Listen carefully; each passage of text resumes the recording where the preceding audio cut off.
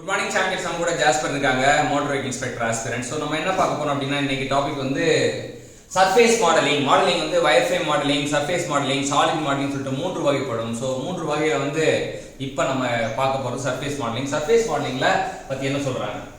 Surface model objects are more complete and less confusing than. So first point surface model object எடுத்துக்கிட்டோம்னா அது வந்து more complete அப்படின்றாங்க. So நல்ல ஒரு தீர்க்கமா இருக்கும் அப்படின்னா less confusing. நமக்கு wireframe மாடலிங்ல பிரச்சனை என்னது? கன்ஃபியூஸ் பண்ணும். wireframe மாடலிங்ல கன்ஃபியூஸ் பண்ணும். இங்க வந்து less confusing அப்படின்றாங்க. less confusing. then wireframe model object ஓட இது ரெண்டு கம்பேர் பண்ணி அடுத்தது. This can be built by defining the surface on the surface model in constructing thin piece of material over a framework.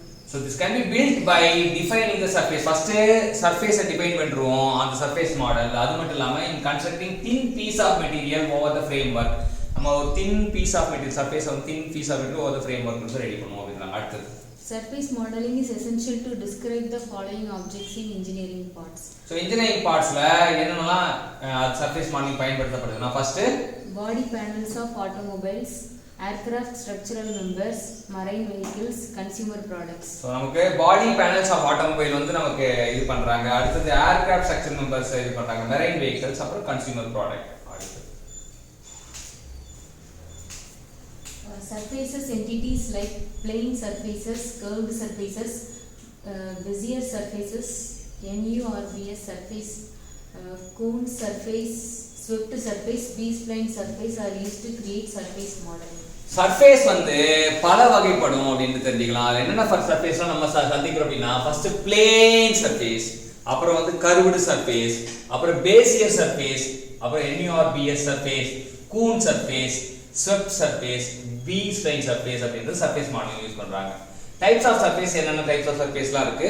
Flat surface, most basic feature. So flat surface தான் most basic feature use பண்றோம். அடுத்து sculptured surfaces based on flat face mostly used in FE analysis. sculptured surface இது வந்து finite element analysis use பண்றாங்க. அடுத்து sculptured surface again based on patches வச்சு use பண்ற sculptured surface இருக்கு. அப்புறம் analytical surface அது very rarely used. analytical surface வந்து very rarely used. அப்புறம் combination of the above of two types.